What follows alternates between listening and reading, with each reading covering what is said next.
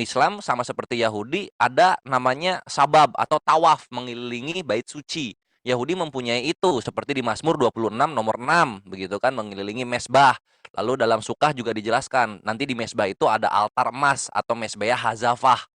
Nah, ini kan nggak diketahui oleh kekristenan karena kekristenan tidak mengerti atau buta dalam bahasa Ibrani dan juga keimanan Yahudi. Itulah kenapa Perjanjian Baru ditulisnya oleh orang-orang Yunani. Ini yang perlu dipahami oleh anak Batak. Sekarang kita lanjut lagi mengenai iblis itu ya, soal iblis dan Bapak dan Paulus itu adalah satu. Nah, ini mesti dipahami oleh anak Batak. Jangan dibilang maksud Yesus di situ, maksud Yesus di situ. Yesus ini kan Tuhan bagi kekristenan ya. Ya masa Tuhan itu nggak bisa memilih kata-kata yang mudah dimengerti oleh orang-orang. Kalau misalnya Yesus udah bilang tidak ada yang boleh memanggil Bapa di bumi ini, itu diterima. Jangan dimaksudnya-maksudnya. Yesus itu bukan orang yang keterbelakangan. Dia ini Tuhan bagi kekristenan. Dia ngerti kata-kata yang dipilih. Jadi jangan dipelintir-pelintir. Jangan menyumpal mulutnya Yesus dengan perkataan dari anak Batak. Itu adalah kejahatan iman. Begitu anak Batak. Tolong dipahami, karena gue sangat menghargai Yesus dan Paulus. Lalu berikutnya soal Paulus itu bukan iblis atau bukan nabi. Begini, Yesus pun disebut nabi, Yesus pun disebut ini dan itu gitu. Yesus pun disebut juru selamat, Yesus pun disebut hamba dan rasul gitu oleh Paulus lagi. Iya, oleh Bapak yang Paulus ini ya. Dan jadi memang biasa seperti uya-kuya, Tuhannya kekristenan mempunyai banyak profesi. Sama seperti Paulus. Jadi Paulus juga kadang-kadang menjadi iblis, kadang-kadang menjadi bapa, kadang-kadang menjadi hambanya dari Yesus. Itu biasa. Dalam kekristenan, Tuhan merendahkan, menghinakan dirinya itu biasa. Masa nggak tahu yang seperti ini? Nah, sekarang kita misalnya lihat soal padang gurun. Padang gurun itu kan Yohanes itu kan menyiapkan ya. Yohanes itu menyiapkan jalan di padang gurun karena Tuhan akan datang. Jadi sebenarnya Tuhan kekristenan pun kadrun-kadrun juga. Jadi kalau misalnya umat Islam dibilang kadrun, Tuhannya kekristenan yaitu Tuhan kadrun. Kan begitu. Tuhan yang datang dari gurun. Ini nggak ada masalah bagi kami. Lalu ya ini juga ada ini ya. Di sini ada pembodohan dan kebohongan dari apa? Dari kawan kita anak Batak, kawan kita anak Batak, yang kawan kita yang kukasihi. Di sini itu jangan bohong, harus dikasih tahu siapa yang diracun. Nah, misalnya kita buka di sini Yeremia 23 nomor 15 tadi ya. Ini aku seorang ini sangat-sangat anti untuk memelintir perkataan Tuhan. Jadi kalau tertulis begitu, begitu sudah artinya. Yeremia 23 nomor 15. 23 nomor 15. Ini bisa kita lihat di sini. Sebab itu begini firman Tuhan semesta alam mengenai para nabi itu. Sesungguhnya aku akan memberi mereka makan ipuh dan minum racun. Sebab dari para nabi Yerusalem telah meluas kefasikan ke seluruh negeri. Jadi yang diracun oleh Tuhannya sendiri, yaitu Paulus. Paulus ini yang firmannya menjadi Yesus ya, adalah nabi dari Yerusalem. Dar, selamat datang di kebenaran. Jangan ditutup-tutupi anak Batak. Nabi Yerusalem yang diracun oleh Tuhannya sendiri. Itulah kenapa tidak berkembang. Agama dari nabi-nabinya Israel itu tidak berkembang. Sedangkan nabi yang dari Arab cuma satu, penutup nabi. Berkembang sampai sekarang, hukumnya digunakan oleh banyak negara, Masya Allah. Ini kan cantik ya. Ini baru kenyataan yang mesti diterima begitu. Lalu kemudian kalau misalnya Allah Azza wa Jalla karena pencipta semesta alam, segala sesuatu diciptakan, maka setan pun itu diutus oleh Tuhan. Nah, sedangkan kalau kita lihat di 1 Korintus 5 nomor 5, perhatikan di sini. 1 Korintus 5 nomor 5, tentunya anak Batak udah tahu ya karena mengulas, ini tidak bisa dihindari lagi. Paulus ini menyerahkan orang-orang kepada iblis untuk apa? Supaya rohnya diselamatkan pada hari Tuhan. Haleluya. Iblis adalah juru selamat pada hari Tuhan. Sekarang kita lihat lagi di Yesaya 43. Yesaya 43. Mana nih Yesaya? Nah, ini Yesaya 43 nomor 11.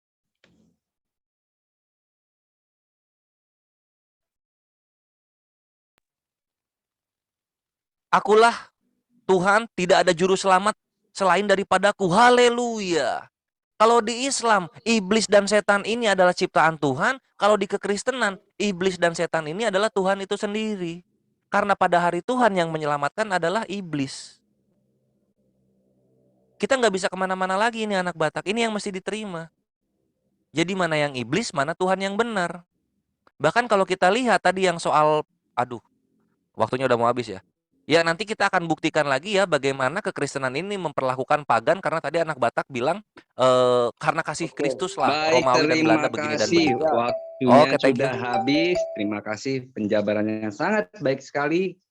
Selanjutnya kita akan lihat sanggahan dari pihak Kristen, anak Batak. Silakan untuk menyanggah selama 5 menit. Waktu berjalan ketika Anda mulai berbicara. Silakan. Oke, terima kasih. Saya kira dia menjawab 2, tetapi tidak menjawab 4 ya. Tapi yang penting sudah menjawab. Oke. Kau selalu merendahkan aku. Kau mengatakan orang Kristen harus belajar samamu. Enggak apa-apa, biarlah kau pintar. Yang penting terang benderang ya. Setelah kita selesai berdiskusi, kau jelaskanlah sejelas-jelasnya. Oke, saya jawab mulai yang nomor 60. Ya banyak kali kau tanya. 1 Korintus 5 ayat 5, menyerahkannya kepada iblis. Ini sudah dilakukan oleh pendebat dari Amerika, yaitu Ahmad Didat, yang diserahkan kepada iblis. Ketika Ahmad Didat itu diserahkan kepada iblis, dia menderita 9 tahun, lalu mati, disiksa iblis. Itulah maksudnya dalam 1 Korintus 5 ayat 5 ini. Ketika tidak bisa lagi dipertobatkan, udah capek berdebat selalu sama dia, tetapi dia tidak mau menerima Kristus, tidak mau menerima Yesus, akhirnya diserahkanlah kepada iblis. Udahlah, karena memang itu kemauan iblis, mau mengambil orang-orang ini, dan Ahmad Didat memang telah diserahkan kepada iblis, karena memang tidak bisa lagi, udah terus dibilang. Dan Ahmad Didat kami serahkan kepada iblis dan menderita 9 tahun. Itu 1 Korintus 5 ayat 5, aku jawab ya. Nah, berikutnya Yohanes menubuatkan bahwa meluruskan jalan di padang gurun. Iya, dia luruskan jalan. Dia luruskan jalan untuk Tuhan Yesus. Nah, setelah itu Tuhan Yesus mengatakan akan ada yang mengaku seperti aku, mengaku Mesias juga di padang gurun. Itu letterlet itu, Matius 24 ayat 26. Bilik itu letterlet, bilik. Bukan ditafsir itu bilik itu. Baca aja silahkan. Matius 24 ayat 26, nabi palsu dari padang gurun dan Allah palsu dari dalam bilik. Orang Islam mengelilingi bilik itu. Bukannya kau bantah, malah kau cari remis dengan mengatakan orang Israel juga melakukan tawaf. Di mana orang Israel melakukan tawaf? Satu-satunya dalil yang diambil oleh Zakir Naik yaitu ketika Joshua meruntuhkan reruntuhan Yeriko. Itu ya, dari Zakir Naik kau belajar ya, meruntuhkan reruntuhan Yeriko. Itu bukan tawaf. Tawaf yang ada di Islam itu mengelilingi bilik itu ibadah. Tetapi ketika orang Israel mengelilingi tembok Yeriko itu dalam perang. Peperangan supaya runtuh tembok itu. Tapi nggak apa-apa kalau kau mengambil ke situ juga nggak apa-apa. Yang penting kau sudah berusaha menjawab. Nah, nomor 3. Banyak kali pertanyaanmu memang. Bukan Quran tadi kau jawab ketika Tuhanmu itu kedapatan mengutus setan. Nomor 3 tentang yang mana lah aku jawab ini ya. Kalau terlalu banyak bang pertanyaannya, nggak bisa membagi waktu 5 menit ini ya. Tunggu ya, yang mana lah dulu ku jawab. Oke, nantilah dulu ku jawab sebagian, ku pilih dulu yang paling payah ya. Soal nabi palsu dari Yerusalem itu kan letterlet bang. Nabi palsu dari, ku pilih aja lah ya, karena waktu nggak cukup nanti. Nabi palsu dari Yerusalem. Memang nabi palsu itu dari Yerusalem. Perhatikan sampai ayat itu selesai. Telah meluas ke seluruh negeri, termasuk negeri Arab. Termasuk negeri Arab ya. Jadi Muhammad juga kena di situ, termasuk negeri Arab. Justru ku bilang, ikut juga Indonesia. Siapa nabi palsu di Indonesia yang pernah diracun? Siapa? Enggak ada. Luga Tambunan enggak pernah diracun. Di Jerman Paul Jong enggak pernah diracun. Yang pernah diracun cuma Muhammad. Memang awalnya dari Yerusalem. Kalau yang dari Yerusalem sudah dibunuh Nabi Elia di Gunung Karmel ya, 1 Raja-Raja 17. Nabi palsu dari Yerusalem itu sudah dibunuh oleh Elia semua di atas Gunung Karmel. Yang tersisa cuma nabi palsu itu 1 orang. Di seluruh negeri, kita cari aja di Indonesia. Luga Tambunan, nggak pernah dia minum racun katanya. Udah kutanya itu, Paul Jang, pernah kau minum racun Pak? Nggak pernah. Oh berarti bukan kau nabi palsu. Hanya Muhammad yang pernah diracun. Tapi nggak apa-apa, udah berusaha tadi kau menjawab ya, nggak apa-apa. Nah berikutnya, udah 1 menit. Ke pertanyaanku itu aja lah dulu. Pertanyaanku itulah dulu jawab. Nggak usah dulu cari remis ke Bibel.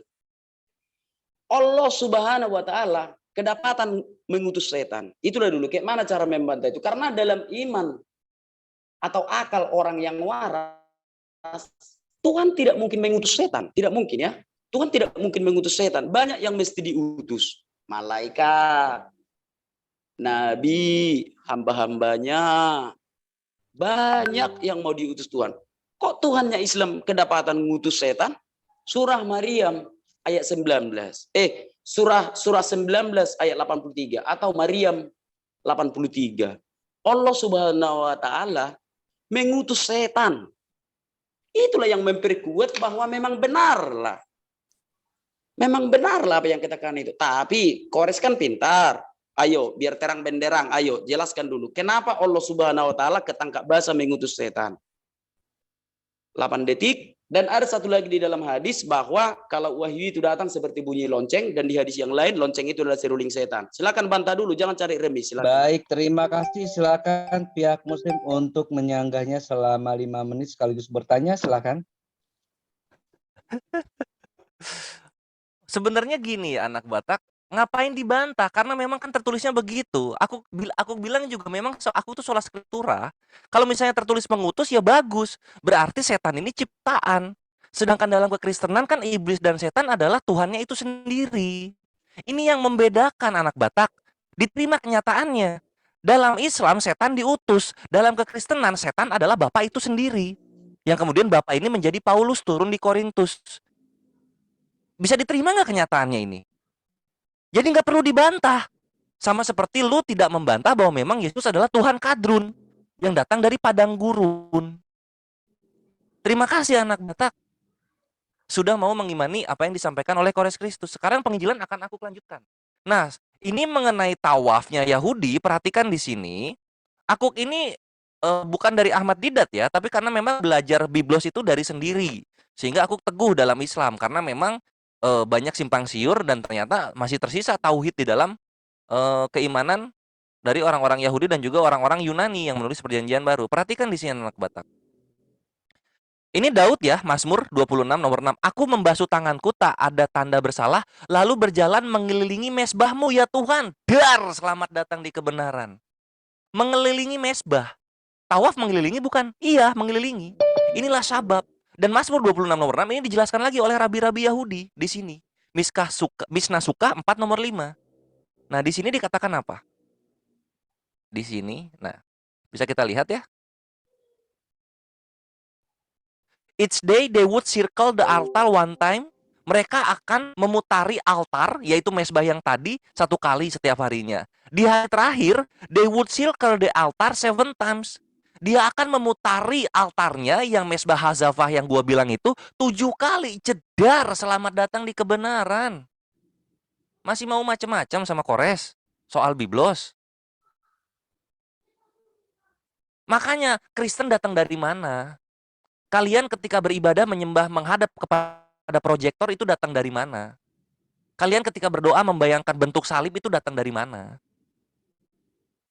Sedangkan Yahudi saja ini muter-muterin altar kok. Kalian muterin apa kalian? Kan gitu ya.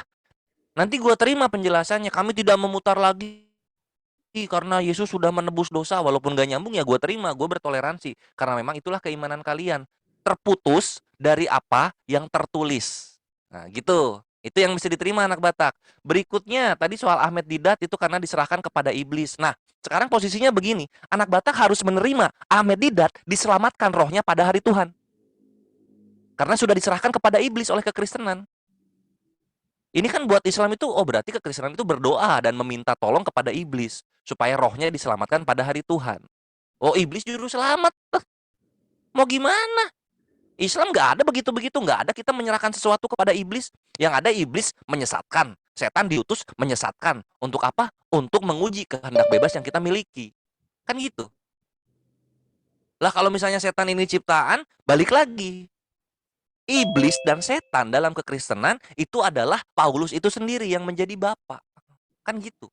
Nah sekarang posisinya perhatikan. Soal Yeremia tadi ya.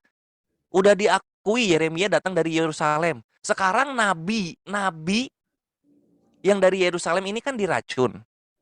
Apakah Nabi Muhammad ini lahirnya di Yerusalem? Kan enggak. Yang perhatikan di sini. Kita buka lagi ya supaya anak Batak tidak bisa berkelit lagi. Yeremia. Nah, Yeremia 23 nomor 15. Loh, nih 23 nomor 15. Aku akan memberi mereka makan ipu dan minum racun. Nah, ini kan Tuhan itu kan turun sendiri, berarti Tuhan di Arab ini berubah menjadi wanita Yahudi yang ngasih makan daging, ya. Gitu, menjelma menjadi manusia lagi. Iya Tuhan ya. Di Arab. Nggak boleh, kamu nggak boleh ini anak Batak, kamu nggak boleh ini ya. Karena Tuhan itu kalau berperkara dia turun sendiri. Ya kan begitu kan? Nah ini berarti Tuhannya turun sendiri di Arab, lalu kemudian berubah menjadi wanita Yahudi. Antara itu yang mau diimani, atau hanya Nabi Yerusalem saja yang diracun oleh Tuhan. Karena kalau misalnya yang di Khaybar, itu bukan Tuhan yang meracun. Itu adalah wanita Yahudi. Kecuali kekristenan mengakui Tuhannya turun 2 kali, lalu yang pertama laki-laki, yang kedua adalah perempuan. Perempuan Arab. Nah gitu, Arabnya Arab Yahudi lagi. Nah itu kalau nggak mau ya udah, nggak usah dibawa ke sana my brethren. Begitu. Karena nggak ada kisahnya, ada Tuhan meracun Nabi di dalam Islam. Baik di Al-Quran maupun hadits. Yang diracun itu adalah nabi-nabi Yerusalem. Itulah kenapa Yerusalem tidak berkembang. Yerusalem terkutuk karena nabi-nabinya penuh racun mulutnya. Diracun oleh Tuhannya sendiri yang menjelma menjadi Paulus. Thank you. Baik, terima kasih. Silakan untuk sanggahan dan pertanyaannya selama 5 menit. Ya, Anak Batak. terima kasih. Ya, aku gemetaran ya. Jujur aja ketika Islam mengakui kalau Tuhannya mengutus setan. Saudara-saudara, saatnya kita datang di kebenaran, Bapak Ibu dimanapun berada. Tuhan tidak mungkin mengutus setan. Kita udah sama mendengar. Si Slayer mengatakan bahwa Tuhannya Islam itu mengutus setan. Di mana kita taruh otak kita, saudara-saudara? Yang mengutus setan itu hanya rajanya setan. Makanya Alkitab ini sangat detail. Sangat detail Alkitab ini ya. Yang mengutus setan itu ya rajanya setan. Aduh, gimana sih? Jangan keraskan lagi hatimu, saudara-saudara. Pihak Islam sudah mengakui bahwa Tuhannya orang Islam lain dengan Ustadz Edi ya yang di Pekanbaru ya. Di situ Ustadz Edi menerjemahkan Arsalnas itu mengizinkan katanya. Kalau mengizinkan tidak ada yang salah. Tetapi tadi si Slayer mengakui kalau Tuhannya Islam itu mengutus setan. Memang Tuhannya Islam berarti rajanya setan. Enggak usah menurut Alkitab, menurut logika aja. Apa mungkin Tuhan mengutus setan? Tapi barangkali si Slayer salah bicara, aku nggak tahu juga. Menurut Ustadz Edi dari Pekanbaru, oh anak Batak itu bukan mengutus ya. Itu bisa diartikan mengizinkan. Oh nggak ada masalah kalau mengizinkan. Nah gitu katanya, Arsalnas. Nah itu bisa dibaca. Kalau menurut yang, nggak usahlah menjual-jual nama orang. Aku hanya membuat satu aja perbandingan. Nah, apakah si Slayer ini salah bicara atau kayak mana? Kalau memang itu benar menurut iman Islam, Allah Subhanahu wa taala itu mengutus setan. Udah pasti itu Allah Subhanahu wa taala itu rajanya setan. Karena banyak yang mesti diutus. Ada banyak sekali malaikat ya, penyampai wahyu, malaikat maut, itu semua malaikat-malaikat Tuhan. Kok mesti setan yang diutus? Di situ dulu, satu aja pertanyaan. Aku kalau berdebat sampai selesai debat, satu aja pertanyaanku, tetapi terang benderang. Kalau kau bertanya, aku jawab semua silahkan. Ada kau tanya itu 3 yang mau kubantah ya, 3 lagi. Nanti aja lah di waktu berikutnya kubantah 3 itu ya. Sekalian kau tanya nanti habis ini, biar sekali membantah ku bikin semua ya. Sekali menjawab, bukan membantah.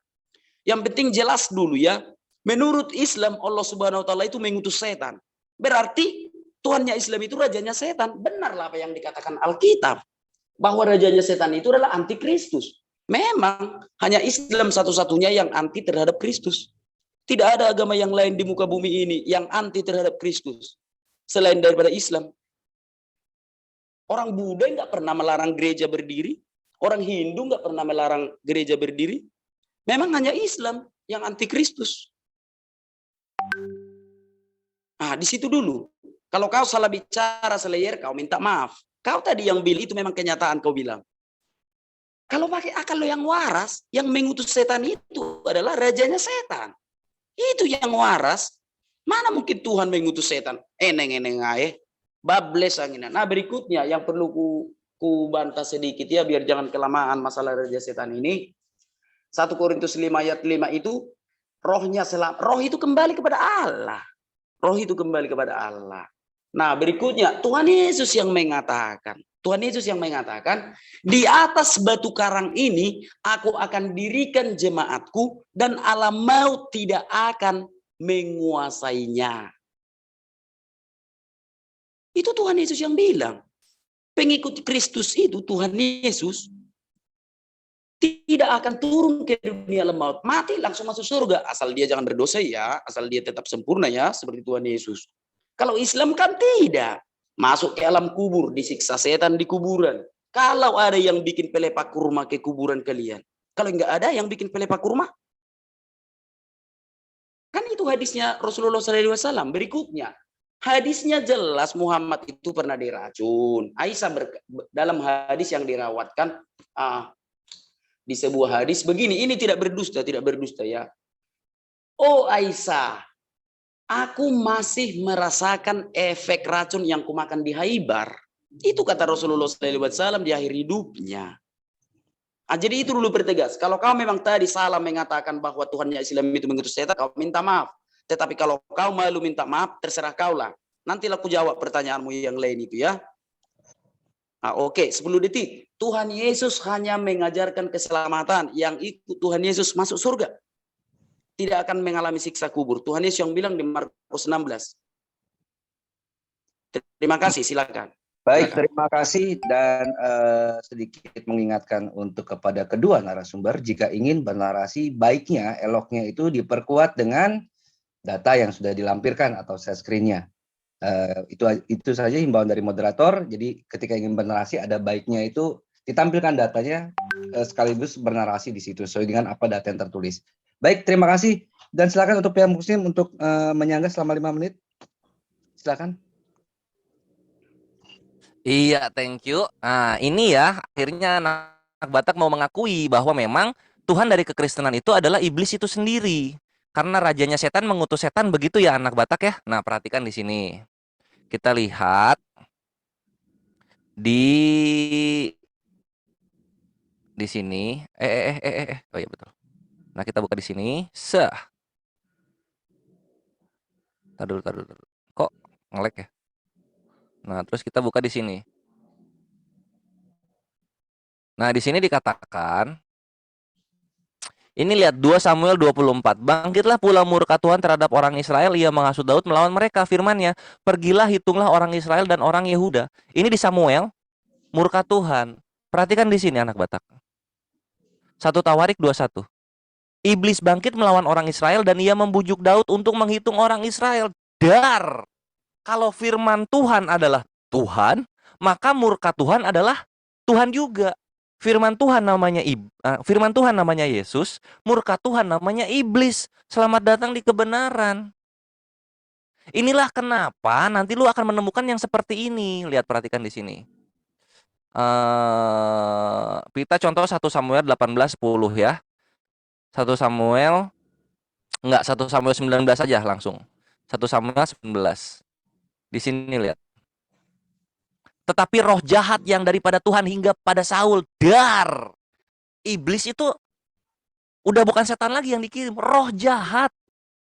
Jadi Tuhan ini rohnya tuh bisa 2, kalau nggak kudus ya jahat. Coba, nanti ada lagi roh dusta. Dari Tuhan juga datangnya. Belum nanti iblis adalah anak Allah. Betul, karena anak Allah adalah Allah, maka anak iblis adalah iblis itu sendiri. Iblis, Paulus dan apa satu lagi? Yahweh. Itu satu. Ini yang mesti diterima. Lalu kemudian tadi soal apa? Yang diracun. Anak Batak tidak berani menjawab kalau misalnya Tuhannya berubah menjadi perempuan Yahudi. Karena dalam Yeremia 23 nomor 15 anak Batak, ini perhatikan. Sebentar, Yeremia 23:15 itu Tuhan sendiri yang meracun. Kok nggak mau diimani? Sekarang wanita Yahudi yang turun di Arab itu adalah Yahweh. Kenapa nggak mau diimani? Lihat di sini. Tuh, aku akan memberi mereka makan ipuh dan minum racun. Ini kan Tuhan sendiri yang ngomong. Apakah Tuhannya juga seorang wanita yang turun? Ayo dong diimani, harus berani, harus bangga. Iya benar, Tuhan kami turun untuk meracun Nabi Islam. Nah harus gitu dong. Karena Yeremia 23, aku akan memberi mereka makan ipuh dan minum racun. Tuhan sendiri yang ngomong. Tuhan sendiri yang berperkara.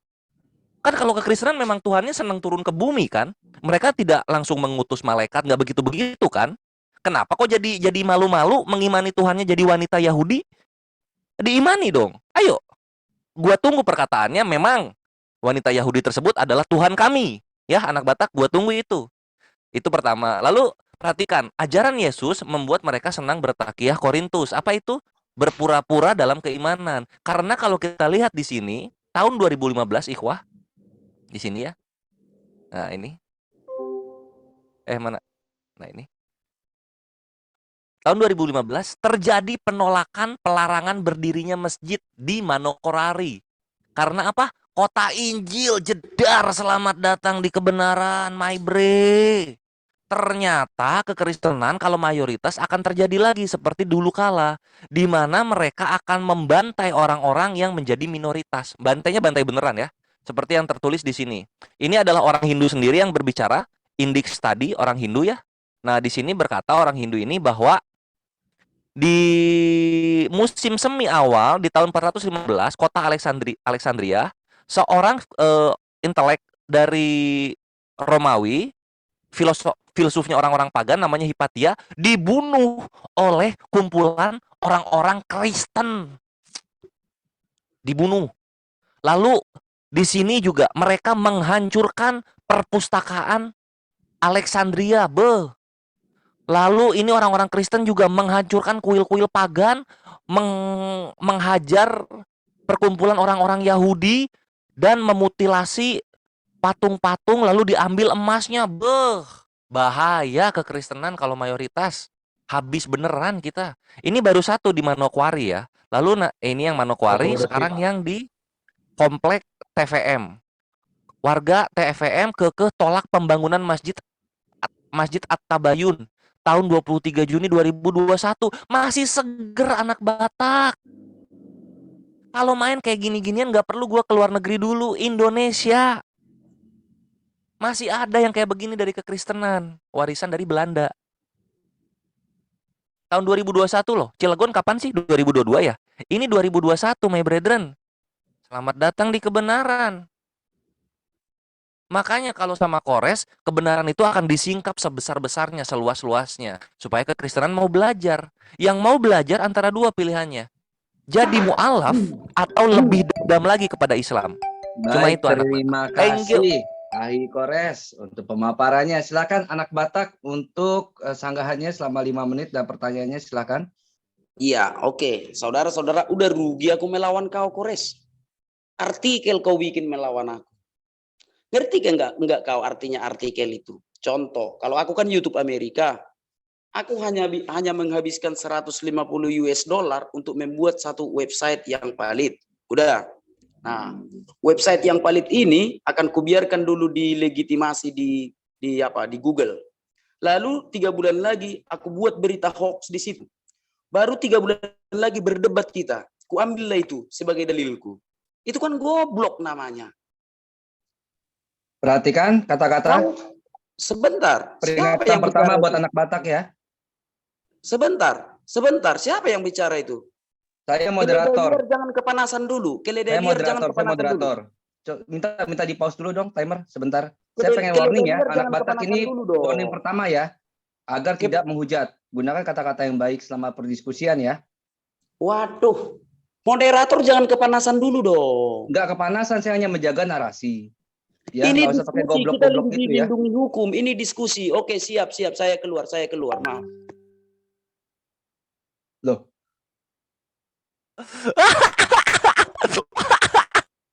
Emosi dia. Emosi ngamuk nyari excuse buat kabur. Banyak banget pertanyaan aku yang nggak bisa dijawab. Waduh. Islam menang lagi. Ini bener Islam menang data. Bener keluar dia. Astagfirullah. Keluar dia. Ini kan saya hanya menjaga narasi loh supaya nggak ada kata hujatan gitu loh. Nangis darah dia.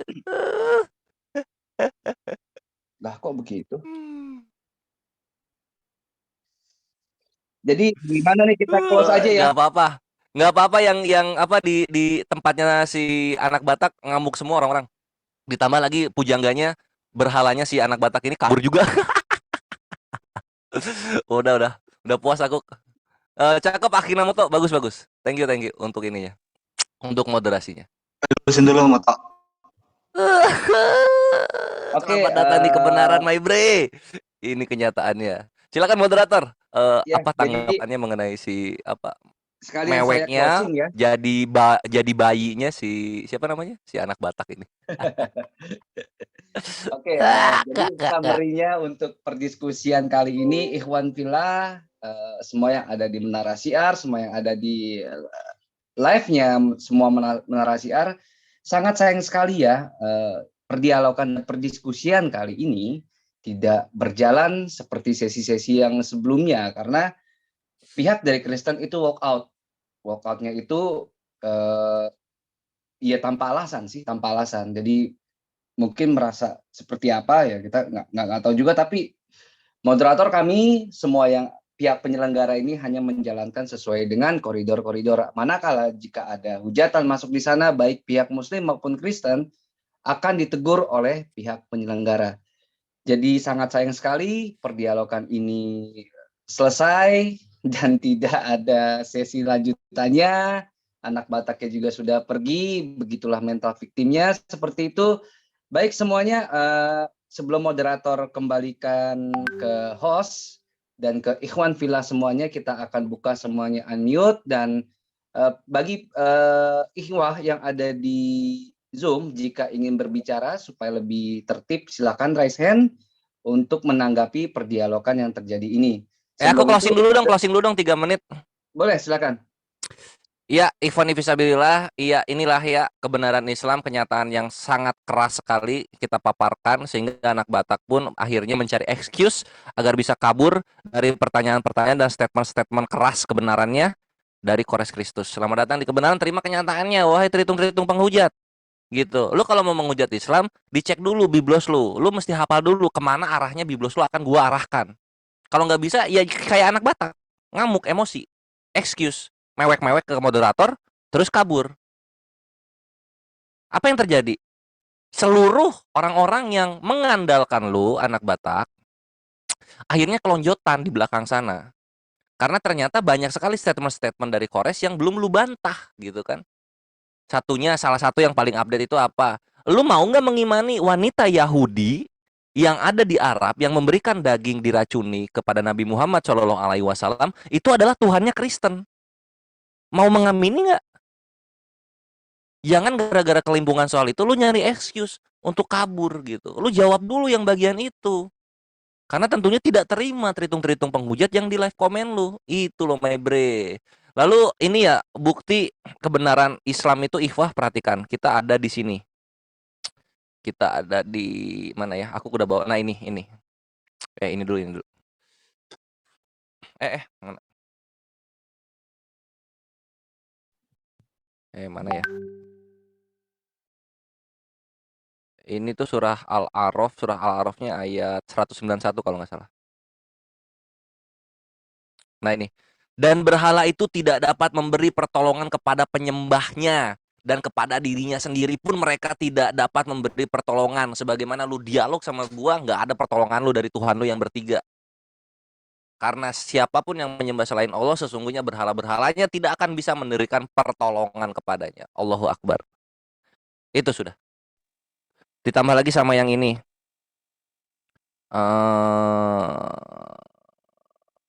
Yang ini tuh di 20 kalau nggak salah ya.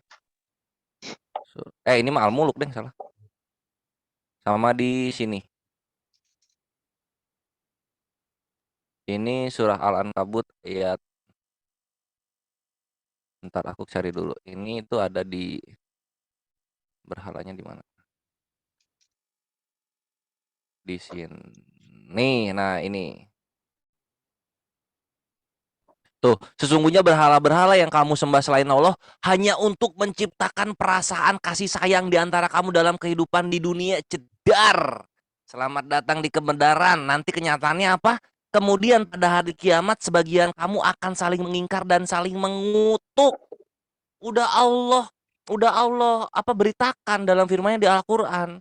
Nih berkasih sayang doang itu datangnya dari berhala-berhala. Wah, mau dibawa ke sini tadi tuh, cuma dia larinya ke Nabi Muhammad, ya udah kita gas aja ke sana lah. Karena Kores mah mau dibawa kemana-mana aja ikut. Karena ujung-ujungnya terhitung akan hancur sendiri oleh jebakan yang mereka inginkan.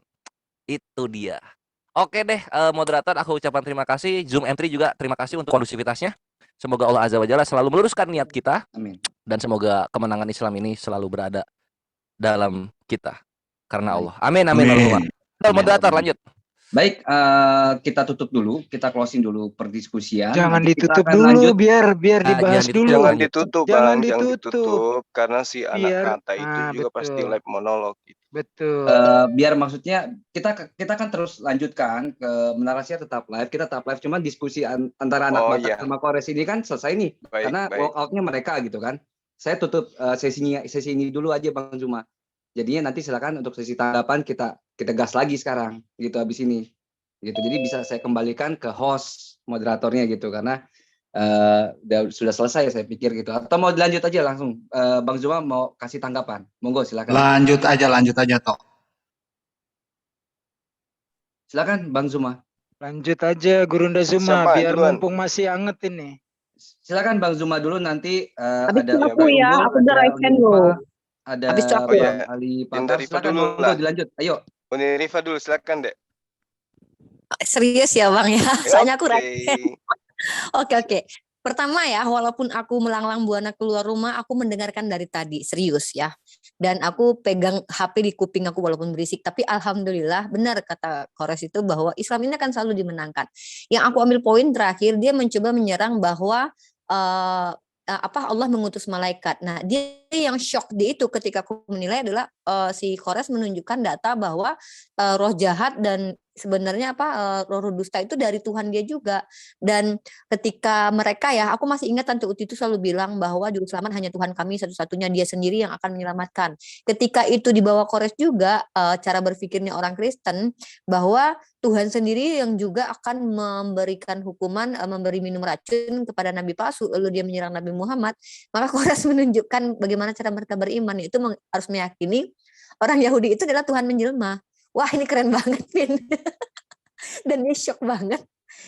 Anak Batak kelihatan shock banget sampai mencari-cari celah. Dia tuh udah emosi banget ya pas terakhir dia ngomong bilang GOBLOK itu tuh dia emosi banget gitu.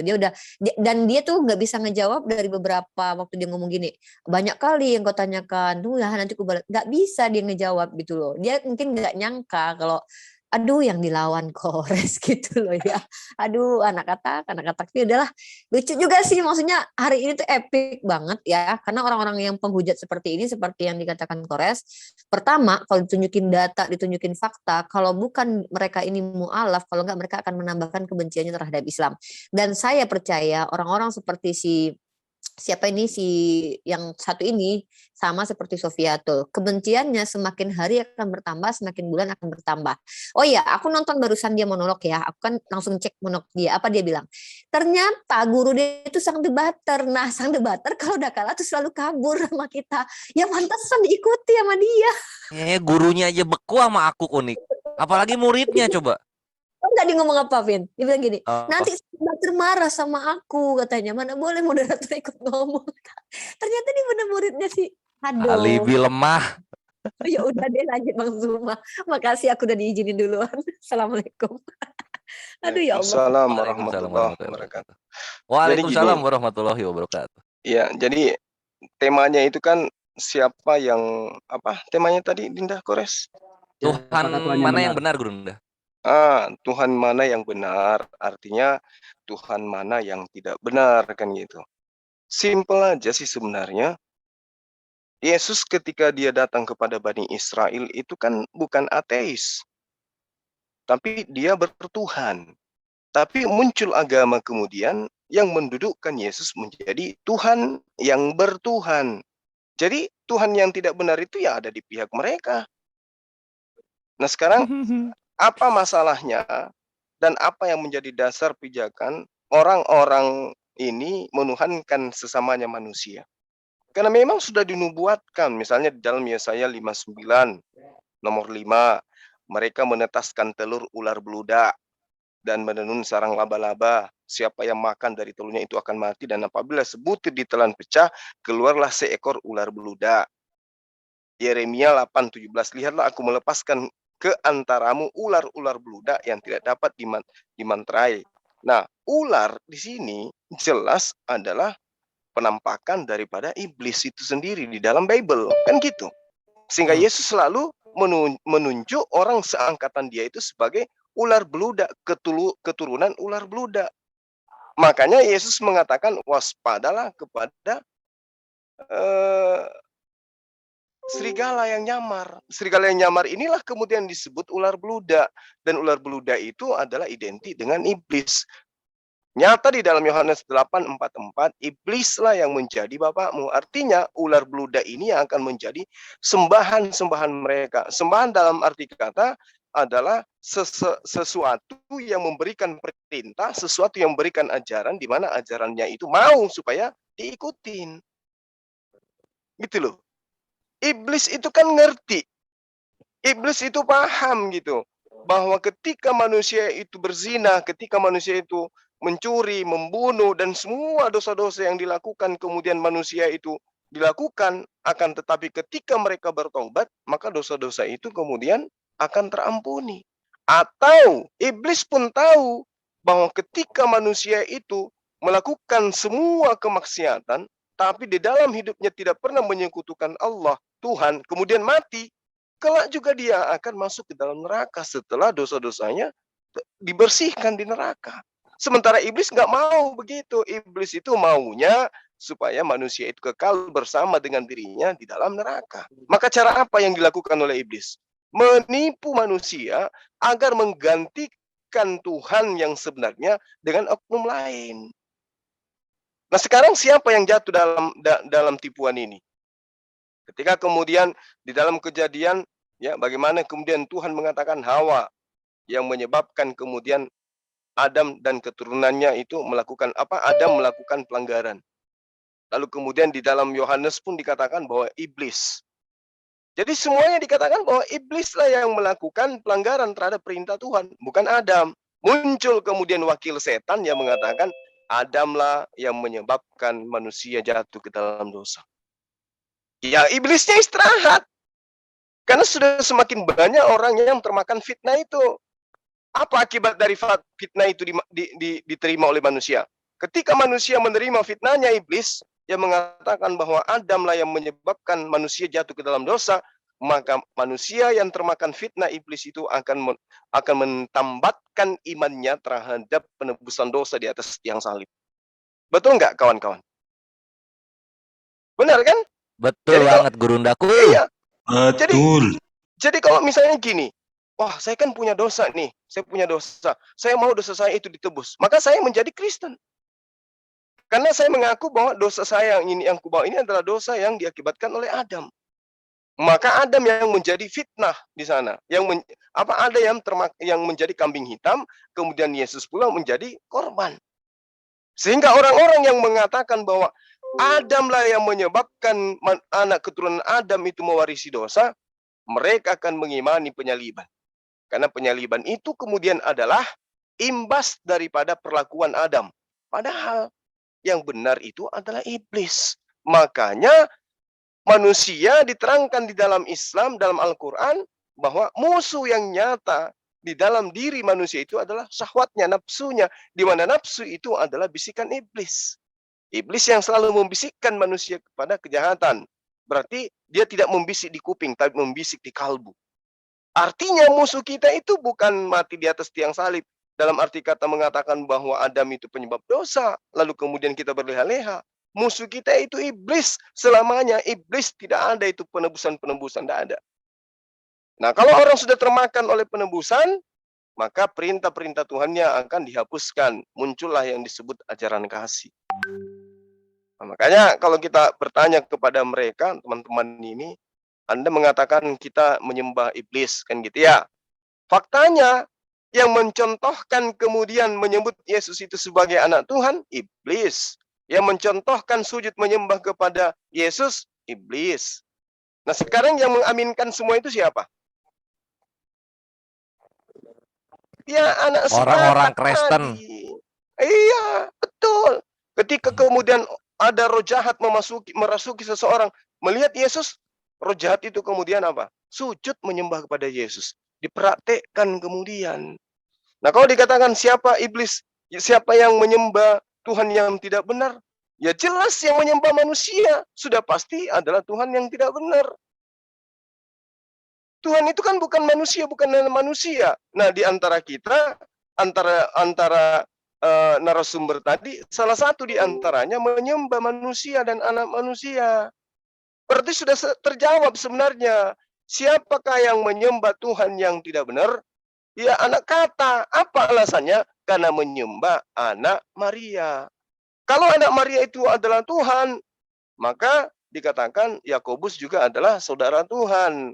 Berarti Yudas juga adalah saudara Tuhan. Bahkan diceritakan dalam kitab mereka bahwa Tuhannya yang Yesus itu memiliki saudara-saudara perempuan. Cuma namanya nggak disebutkan. Berarti Tuhannya mereka punya paman, Tuhannya mereka punya kakek, Tuhannya mereka itu punya silsilah. Berarti Tuhan mereka berkembang biak. Benar nggak Tuhan yang kayak begitu? Nggak benar. Jadi ini adalah tema yang sebenarnya sudah terjawab sebelumnya. Jadi benarlah adalah langkah yang paling benar diambil oleh si anak kata kalau dia lari dari tadi. Karena kalau tidak, maka saya yakin sekali bakal ada yang mu'alaf. Ini alhamdulillah saya di Japri, insya Allah besok itu ada yang mau bersyahadat.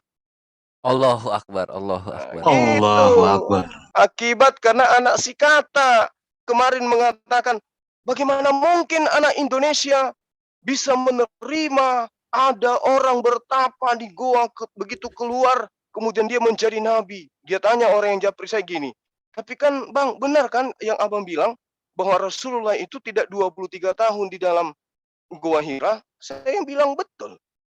Dan betul enggak bahwa sebelum Yesus itu keluar dari goa yang pemakaman yang punya milik daripada Yusuf Arimatea itu sebelumnya belum dituhankan seperti sekarang. Ada gereja, ada tempat ibadah, ada orang nyanyi-nyanyi setiap hari khusus untuk kemudian menyembah kepada. Iya, enggak ada itu. Bahkan Yesus dianggap sebagai manusia yang normal aja di Yerusalem pada masanya kagak. Ditolak dia. Sebagai anak yang lahir dalam keadaan halal aja ditolak. Baca Talmud kok nggak percaya. Ya udah Bang, kalau begitu aku ragu Bang tentang keyakinan saya. Bimbing saya Bang, aku mau syahadat. Malam ini Allahu sebenarnya. Akbar. Tapi ku bilang tunggu dulu Bang. Tenangkan pikiranmu. Kau berpikir dulu yang benar-benar jernih. Tidak Bang, aku udah benar-benar. Gurunda undang sekarang aja Gurunda. Kalau misalnya bisa Tunggu. dia. Tunggu saya lihat dulu japri ya. Aku tengok dulu japrinya dia ya.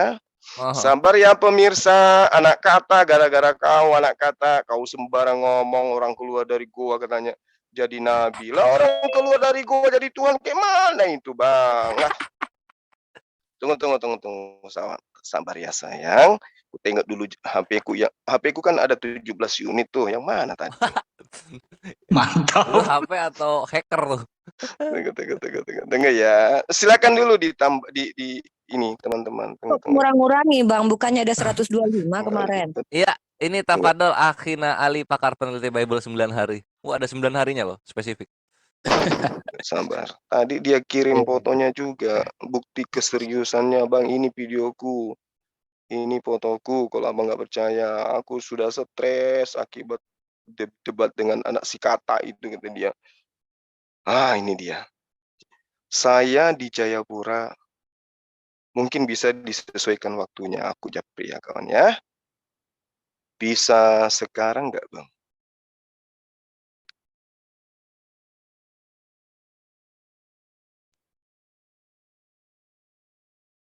Nah ini dia. Jawaban terakhir dari chatting yang dia, kan ku bilang tadi besok pagi ya, bisa nggak besok pagi? Dia bilang, saya di Jayapura mungkin bisa disesuaikan waktunya. Belum dijawab tapi dia lagi online. Sabar ya kawan-kawan. Oke, saya lanjut ya. Jadi kalau dikatakan Tuhan siapa yang menyembah Tuhan yang benar dan siapa menyembah Tuhan yang tidak benar? Ya sudah pasti jawabannya jelas itu. Yang menyembah sesamanya manusia udah pasti itu Tuhan yang tidak benar. Kenapa? Karena Tuhan yang mereka sembah, sembahan mereka pun mengajarkan kepada Bani Israel untuk menyembah kepada Allah. Allah yang diminta, yang diajarkan kemudian untuk disembah oleh Yesus. Tapi si anak kata menyembahnya kepada Yesus. Ya, sekira puas sekali kita terkait dengan yang mengutus dan yang mengutus mengutus roh jahat, kan sudah jelas ya di dalam Matius 4 nomor 1 di situ diterangkan bahwa ada kemudian roh yang membawa Yesus untuk dicobai oleh iblis. Jadi bukan hanya bukan hanya mengutus iblis kepada Saul, tetapi juga membawa Yesus ya langsung tangannya sendiri yang membawa Yesus untuk dicobai oleh iblis. Lalu ada satu dalil yang ingin kubacakan sebagai penutup dari saya. Teman-teman netizen di luar sana yang sudah pernah beli Bible yang muslim, coba dibuka Wahyu 3 nomor 9. Lihatlah beberapa orang dari jemaah iblis, yaitu mereka yang mengakui dirinya sebagai orang Yahudi. Saya ulang, Wahyu 3 nomor 9. Lihatlah beberapa orang dari jemaat iblis, yaitu mereka yang menyebut diri mereka sebagai orang Yahudi. Tetapi yang sebenarnya tidak demikian. Melainkan mereka ini adalah berdusta. Akan kuserahkan kepadamu mereka ini, pendusta ini maksudnya. Sesungguhnya aku akan menyuruh mereka pendusta-pendusta ini datang dan tersungkur di depan kakimu dan mengaku bahwa aku mengasihi engkau. Nah, jadi data ini sangat akurat. Kalau mereka percaya bahwa kitab Wahyu adalah pengungkapan masa depan, maka jelas ada beberapa orang yang kemudian dikatakan jemaat iblis yang berasal dari Yahudi. Oke, jelas ya? Nah, agama Kristen ini dari mana? Dari Papua.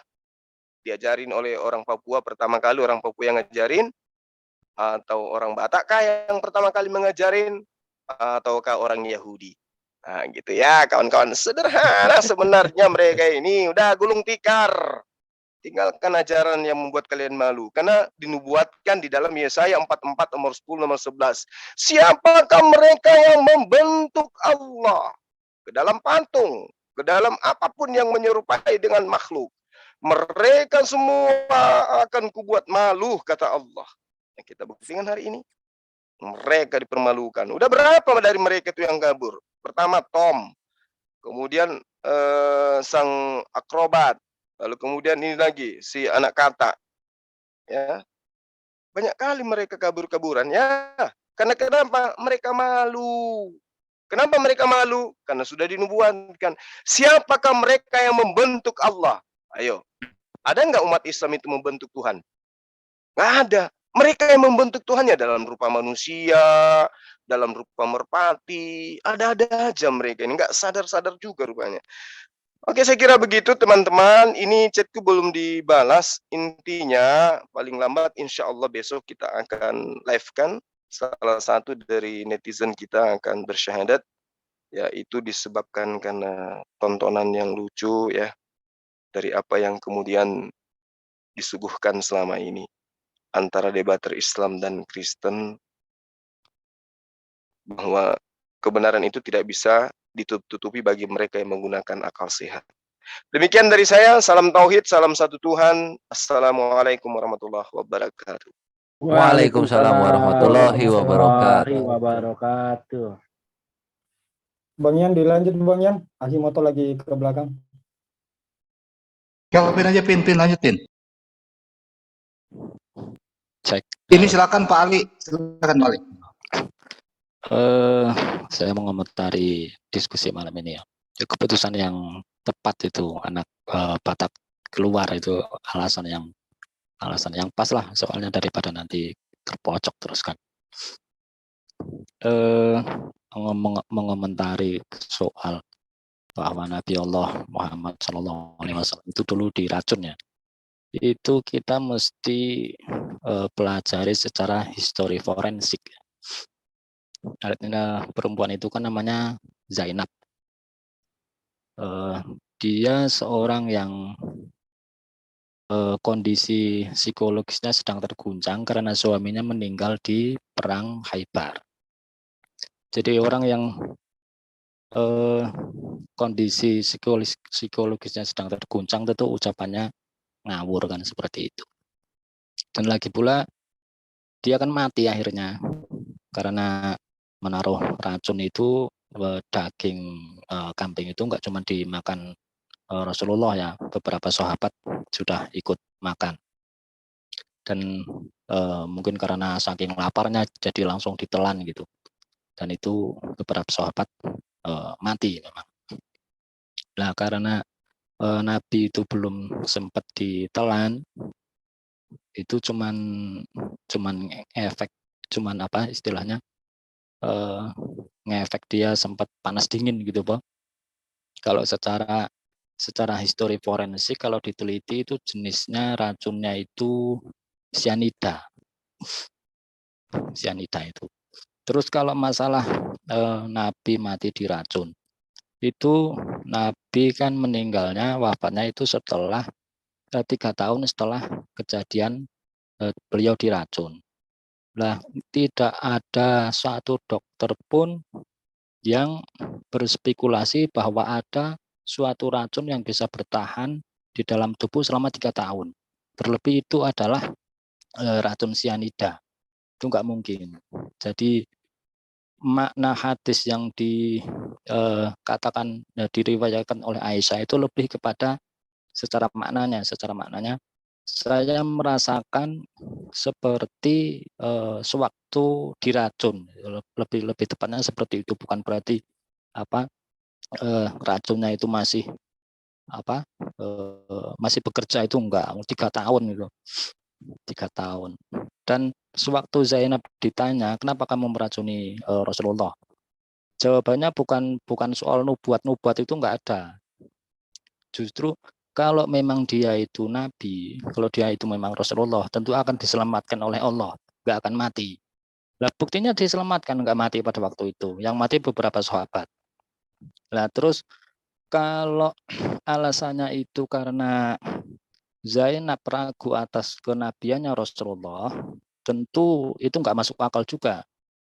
Sebab bagi orang Israel, bagi orang Yahudi yang meyakini bahwa semua nabi-nabi itu dari bangsa Israel, dari bangsa Yahudi, ya udah, ketika ada nabi dari bangsa Arab yang bukan dari Yahudi, ya sudah, cukup tidak percaya saja, nggak perlu dites.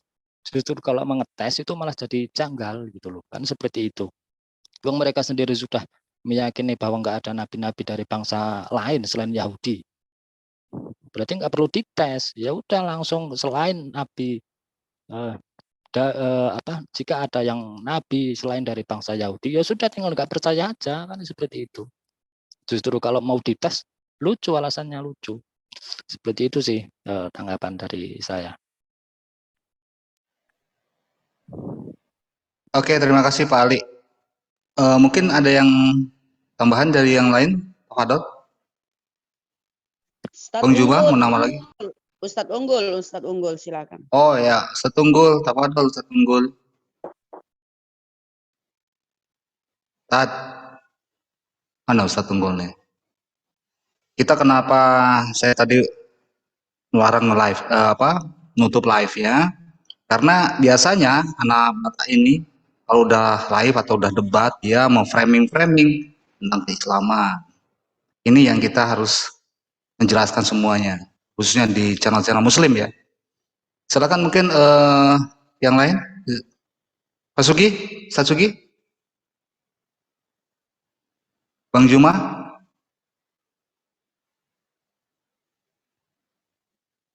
Iya Bang, iya. Kalau nggak ada, jadi saya cuman ingin klarifikasi tentang tantangan saya tadi kepada si anak kata ini. Tapi kayak mana mau dialog sama dia kalau keilmuannya cuman begini, mentalnya juga rusak gitu ya. Ditegur baik-baik sama moderator, ternyata dia nggak terima. Padahal itu adalah bagian daripada jalannya dialog, harus diingatkan ketika salah satunya itu kemudian mengeluarkan kata-kata yang tidak sepantasnya, kata-kata goblok dan seterusnya, itu sebenarnya nggak bisa. Karena kita berdialog tentang agama. Sementara ya situasi dan kondisi kejiwaan lawan debatnya kan tidak sedang lagi emosi. Di ruangan juga lagi adem-ademnya. Kok ada kata-kata seperti itu? kata-kata panik yang kemudian dikeluarkan. Susah memang, karena bagaimana ceritanya Anda mau memenangkan pertarungan? Yang kalian sembah manusia, kitab kalian karangan manusia. Yang kalian anggap rasul itu adalah orang-orang yang mati mengenaskan semua, menggenapi nubuatan tentang nabi palsu. Anda ingin mengatakan Paulus bukan nabi palsu? Kayak mana ceritanya?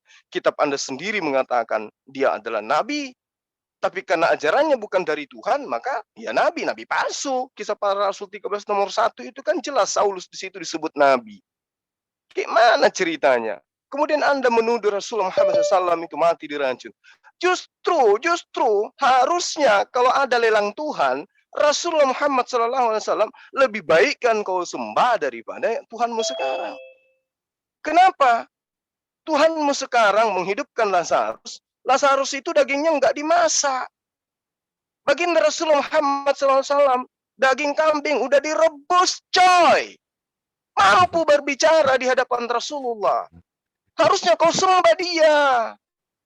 Karena akibat daripada racun itu, Rasulullah kemudian ya membuat daging itu kemudian dengan izin Allah dia mampu berbicara. Padahal dia hanya seenggok daging yang sudah direbus pula tuh, udah dikasih bumbu, merica, ketumbar, jahe, ada bawang merah, ada bawang putih, udah dimakan sama teman-temannya.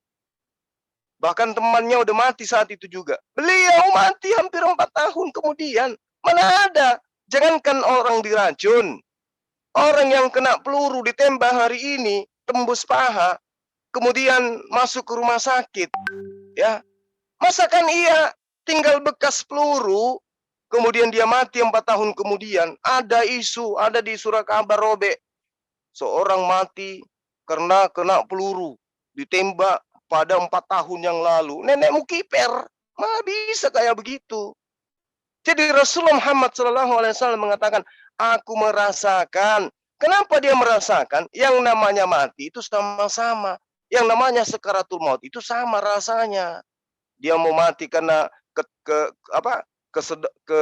keselak garpu, atau mati karena menelan kepala kambing, ya sama aja. Namanya sekarat itu sama aja. Jadi ketika Rasulullah Muhammad SAW memakan daging yang ada racunnya, rasa pingin mati itu ada pada saat itu. Tapi Allah tidak mencabut nyawanya, belum saatnya. Karena dia harus berdakwah. Ya, bahkan daging kambing itu yang berbicara, jangan engkau makan aku karena wanita itu telah membumbuhinya dengan racun. Nggak jadi Rasulullah makan. Itu bukti gitu loh. Jadi nggak mungkinlah kemudian Rasulullah Muhammad SAW diracun kemudian matinya 4 tahun kemudian. Justru yang misionaris ambil hadis itu, potong-potong hadis itu, untuk kemudian menjawab surah Haq yang mengatakan bahwa Rasulullah itu adalah nabi palsu, mengada-ngadakan tentang Al-Quran. Tapi kan dijawab sendiri oleh Al-Quran, bahwa sungguh yang apa yang disampaikan oleh Rasul Muhammad SAW itu adalah dari Allah, bukan dia mengada-adakan. Gitu loh. Makanya Anda ingin mengkritisi Islam, Anda ingin mengkritisi, menghujat Islam, tapi membaca kitabnya aja nggak bisa. Kayak mana itu orang mau berperang? Contoh gini, ada sebuah kekuasaan, ada sebuah negara, ingin kalian runtuhkan, ingin kalian serang, ingin kalian hancurkan. Tapi kalian tidak tahu untuk mengetahui seperti apa mereka di negaranya, di negara yang kalian ingin hancurkan itu, kayak mana budayanya, kayak mana kondisi di sana, bagaimana kekuatan militernya. Tiba-tiba kamu datang ingin perang dengan menggunakan senjata air yang isinya air putih campur lombok yang habis diulek. Kayak mana ceritanya kau bisa lawan sebuah pemerintahan yang gagah perkasa kayak Islam itu, kayak ya yang ditopang oleh Al-Quran? Nggak bisa lah. Cuman modal terjemah, cuman Tuhan modal manusia, kemudian Rasul juga cuman modal ya lontong sayur lah menurut saya. Jadi nggak bisa gitu. Ya, adalah lebih baik kalau kalian itu minta waktu untuk belajar Al-Quran. Jangan nantang-nantang Tuhan siapa yang benar? Ya udah nyata Tuhan nggak benar loh, manusia gimana sih? Gimana dikatakan sembahanmu itu? Untuk mengetahui musim buah arak saja dia nggak bisa. Lawan ngantuknya aja nggak mau. Ada satu cuplikan lucu di dalam kitab kalian itu. ketika dia ingin berdoa, besoknya kemudian dia ditangkap, dia marah sama murid-muridnya karena muridnya ketiduran sampai dia memelas. Tidak bisa kalau engkau berjaga-jaga. Barang 1 jam, baru 2 jam. Wih, kasihna. Mana keji engkau tahu Tuhan begitu, ketakutan. Keringatnya seperti bintik-bintik darah. Itu bukti bahwa kamu menyembah Tuhan yang tidak benar. Setakut-takutnya manusia kepada makhluk lain, belum pernah saya temukan ada manusia dan belum pernah dikabarkan di media sosial atau media manapun ada orang ketakutan keringatnya seperti titik-titik darah. Lah ini Tuhan, keringatnya seperti titik darah, baru kemudian dituhankan. Ya salah kalian. Kenapa demikian?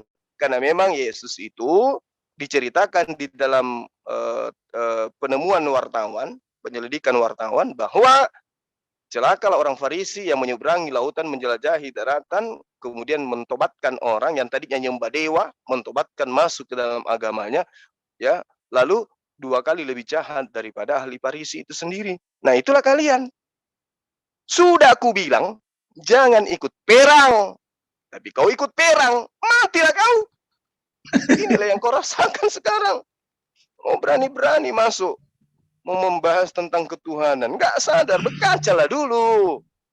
Tuhan kau itu kayak mana modelnya? Bukan kita menghina Tuhanmu, bukan. Ini berbicara mengenai tema bahwa Tuhan siapa yang benar. Berarti ada Tuhan yang tidak benar, kan gitu. Lalu kemudian kau tadi dia katakan gini, sudah nyatalah Tuhanmu itu mengutus iblis, katanya dia. Ya ampun, gila bener. Padahal nyata iblis yang kemudian menyesatkan Adam. Lalu kemudian iblis juga yang membisiki Yudas. Lalu hasil daripada Yudas mengkhianati Yesus, Yesus disalib. Hasil dari salib, Kristen punya Tuhan bernama Yesus. Jadi, siapa yang punya ide, siapa punya gagasan, siapa punya jasa? Ya iblis. Coba iblis tidak berbisik kepada Yudas. Ayo, jawab. Coba iblis tidak membisiki Yudas agar berkhianat kepada Yesus. Ayo, gimana itu? Kalian bisa dapat Tuhan yang dibunuh di atas salib? Tuhan dari mana? Ayo. Gak ada kan? Maka berterima kasihlah kepada iblis. Ayo. Berterima kasih dong sama iblis. Iblis, terima kasih ya. Berkat kamu membisikkan Yudas, anak Maria, sematawayang itu, mati di atas tiang salib. Dan karena engkau membisikkan tentara Yudas, Yudas pun melaporkan ke tentara Romawi, ditangkaplah si Yesus, dibunuhlah dia di atas tiang salib, dapatlah kami Tuhan. Thank you ya iblis, terima kasih ya iblis. Wah. Gitu harusnya kau si anak kata. Tanya-tanya lagi siapa Tuhan yang benar. Coba iblis mengatakan, iblisnya mengatakan, oh enggak aku nggak mau bisikin Yudas, biarin aja dia mati sendiri, bunuh diri, entah itu mati kesetrum listrik kasih Yesusnya atau apa. Coba iblisnya kayak gitu. Enak aja lu mau perintah-perintah saya, demi kalian punya Tuhan saya dibisik kamu minta saya bisikin Yudas. Enggak biarin aja dia mati sendiri, mati bunuh diri. Nah, coba kayak mana? Untung kemudian iblis itu membisikkan Yudas agar Yesus itu dikhianati olehnya dan dilaporkan olehnya dan kalian dapat Tuhan. Maka karena itulah kemudian melalui forum ini saya katakan, ayo teman-teman Kristen, berterima kasihlah kepada iblis yang membisikkan Yudas. Ayo. Dan kalau kalian mengatakan berkat Yesus, barang siapa yang percaya kepada Yesus, maka akan diselamatkan. Dan yang percaya itu adalah percaya penyaliban. Maka saya katakan, bermiliar-miliar manusia akan masuk ke dalam surga berkat jasanya iblis. Karena iblis berhasil membisikkan Yudas, sehingga banyak orang yang mati ditebus oleh Yesus di atas tiang salib. Andaikan iblis tidak berhasil menggoda Yudas, maka Yesus tidak akan mati di atas tiang salib. Maka mereka yang diselamatkan menurut imannya karena ditebus di atas tiang salib akan masuk ke dalam neraka. Maka hari ini saya katakan, wahai teman-teman Kristen, jika di kepala kalian masih ada otak, fungsikan otak kalian untuk berterima kasih kepada si iblis yang telah membisikkan Yudas agar mengkhianati Yesus, dan akibat dari pengkhianatan itu kalian memiliki Tuhan. Roma 14 nomor 9. Kisah para Rasul 3 nomor 20. Apanya yang dikatakan di situ? Wahai orang Israel, kalian harus tahu bahwa Yesus yang kau salibkan itu telah dijadikan menjadi Tuhan. Benar kan? Jadi karena disalibkan, lalu kemudian dia menjadi Tuhan. Begitu anak kata, kau jangan belajar sama Rudi Yohanes. Aduh, kau belajar sama pengumpul donatur untuk rumah anak terang. Matilah kau. Kira begitu Bang Yan, terima kasih banyak. Mudah-mudahan teman-teman Kristen ini kompak untuk berterima kasih kepada iblis. Karena dulu ada kejadian, ini cerita nyata, ini kenyataan ya. Pernah saya masuk ke dalam ruangan salah satu pimpinan di kantor. Kami bercanda gitu ya. Tanya jawab, tak. Aduh Bang, kata dia, aduh Bang. Maaf, saya lupa tadi pagi ternyata ada jadwal kita ngopi. Nggak apa-apa Pak, ini saya sudah naik ke ruangan Bapak nih. Wah, ada salah satu kehormatan Bapak ke ruangan saya. Harusnya saya turun, kata dia. Ini saya lagi bisnis, apa kata dia waktu itu. Dia bilang, aku itu bisnis ini, saham. Udah Pak, serius aja Pak. Ntar aja kita ngobrol. Saya keluar dulu. Tunggu Bang Suma. Duduk aja dulu situ. Dosa nggak nih, kata dia. Dosa nggak nih saya lakukan bisnis multi level saham gitu. Saya nggak ngerti ya kan. Terus aku bilang, sebesar apapun dosa yang Bapak lakukan hari ini, aku bilang, itu sudah ditebus oleh Tuhan Bapak. Tapi Bapak jangan lupa, kalau menang, ku bilang itu, kebetulan dia waktu itu adalah juga dari orang Sumatera juga ya kan. Aku belajar dia loh dari dia. Jadi ku bilang sama dia, Bapak kalau menang judi itu, gunakan itu duitnya kemudian untuk bersedekah. Ada tukang parkir, ada satpam di bawah, ada inilah dan itu. Kasihlah mereka bersedekah. Ya, kok bisa rupanya begitu? Supaya Bapak itu berdoa, supaya mereka itu berdoa untuk keselamatan Bapak. Apa kata dia? Aku udah selamat Bang Suma. Yang selamatkan siapa rupanya Pak? Bilang gitu. Yang selamatkan ini si tuanku itulah yang di tiang salib. Aku bilang, Anda salah. Siapa yang menyebabkan Tuhan Anda itu disalib? Aku bilang. Ya itu kan karena Yudas berkhianat. Siapa yang membisikin Yudas rupanya Pak supaya dia berkhianat? Iblis. Nah, berterima kasihlah kepada iblis, ku bilang. Berterima kasihlah ke iblis. Wah, abang ini macam-macam. Lah kan ya kan begitu emang Bapak. Dikatakan oleh Yesus, ku bilang dalam Yohanes 8 nomor 44. Iblislah yang menjadi bapakmu dan kamu mau melakukan keinginan bapakmu. Atas kemauan siapa? Atas keinginan siapa? Rupanya Bapak menyembah orang yang di atas yang salib itu. Atas keinginan siapa ya? Aduh, lupa saya Bang Suma. Aku jarang ke gereja dan tidak baca juga Bible, ku bilang. Nah, sekarang aku tanya sama Bapak. Bilang gitu. Kalau Bapak menyembah Yesus tidak tahu dasarnya apa, itu dasarnya di dalam Bible. Karena di dalam Bible dikatakan Roma 10, barang siapa yang berkata dan apa yang dikatakan itu dipercaya oleh hatinya dengan sepenuh hati, maka dia akan diselamatkan. Nah, Yesus itu menjadi Tuhan berdasarkan Roma 14 nomor 9. Nanti setelah dia disalibkan kemudian dijadikan menjadi Tuhan, dan itu pun menjadi Tuhan karena disalibkan, dan salib itu adalah propaganda dari iblis. Jadi berterima kasihlah kepada iblis, ku bilang. Habis itu aku pamit kawan-kawan. Besok jumpa lagi sama aku di depan mesin ATM. Apa kata dia? Bang Suma ke ruangan saya lagi yuk. Mengapain Pak? Kita cerita-cerita yang kemarin. Takut aku Pak, ku bilang Bapak beragama tidak berterima kasih kepada yang membuatkan agama, yang membuatkan Tuhan. Kalau Bapak sudah berterima kasih yang membuatkan Tuhan, barulah aku ke ruangan Bapak juga, banyak juga kerja aku Pak, aku bilang gitu. Sampai dia dimutasi di kantor di pusat dia sekarang. Saya jumpa sekali waktu, ku bilang sama dia, gimana Bapak? Enak hidup dibawa keinginan-keinginan iblis.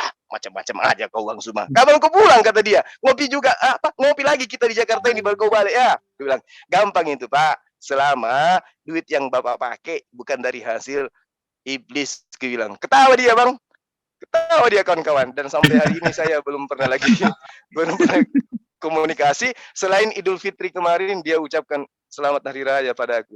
Kalau Natal pun biasa ku kasih dia gambar bunga-bunga biar dia bahagia kan.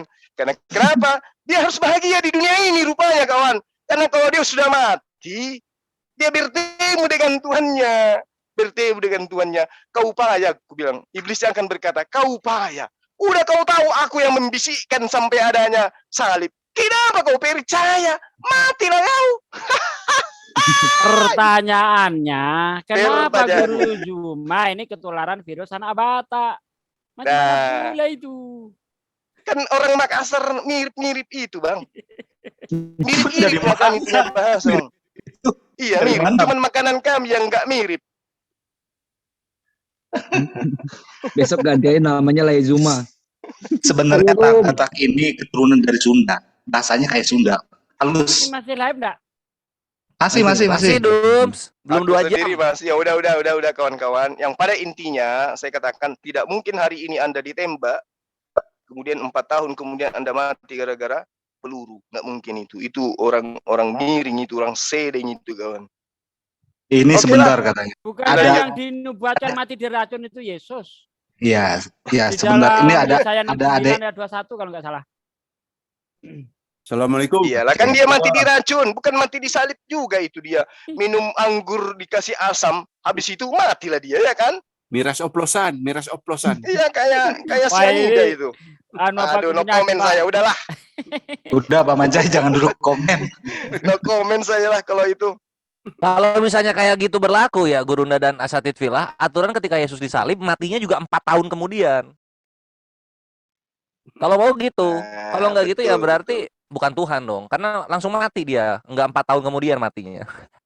Kan bangkit, Bang. Oke, Iwan Villa yang rahmat Allah Subhanahu wa Udah. Oh, Mereka bukan teman-teman Yesaya, maaf kita, ya, Ralat. saudara-saudara kita itu Bukan bukan untuk Yesaya dihina tadi, tapi untuk itu dikasihani. Mazmur. kawan-kawan. Mazmur 69 Ya, ayat betul. 21. Mereka memberi racun untuk makananku dan untuk dahagaku mereka memberi aku minum cuka. Itu dia. Di Mazmur Nah, itu nubuatnya kan 69 ayat digenapi 21. oleh Yesus kan? Digenapi. Di Yohanes Mata 19 di tuh. racun. Yohanes 19 tuh. Yohanes 19, 29-30. Ini sebentar lagi mungkin adanya Bang Juma ini Mahadewa katanya mau naik mana ini? Udah ada masuk belum? Kang Dewa nih. Oke, jadi Iwan Villa kenapa ini mohon maaf ya bukan rasis karena dia pakai nickname-nya anak Batak.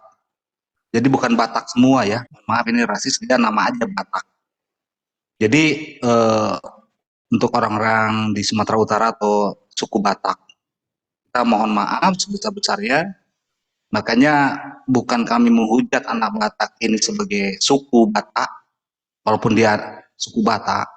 Nanti kalau ada orang di sini kayak Jawara Sunda nih, kalau ada apa-apa bukan Sundanya ya, bukan suku Sundanya atau suku Makassar atau suku apa Bugis dan sebagainya, lain-lain nggak ada di sini. Insya Allah jum Muslim semuanya tidak ada rasis. Kalaupun ada rasis silahkan untuk langsung ditanyakan.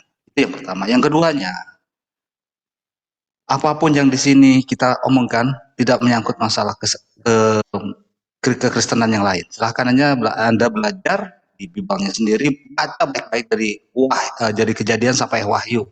Yakin Anda akan mumet. Karena musuh yang terbesar dari teman saudara-saudara kita di Kristen yaitu Bibalnya sendiri. Monggo baca aja dari Pinter aja Kejadian. Bang Yan.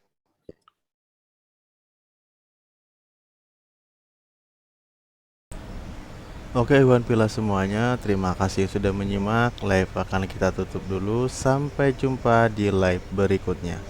Ya, dari saya pribadi mohon maaf apabila ada yang kurang berkenan.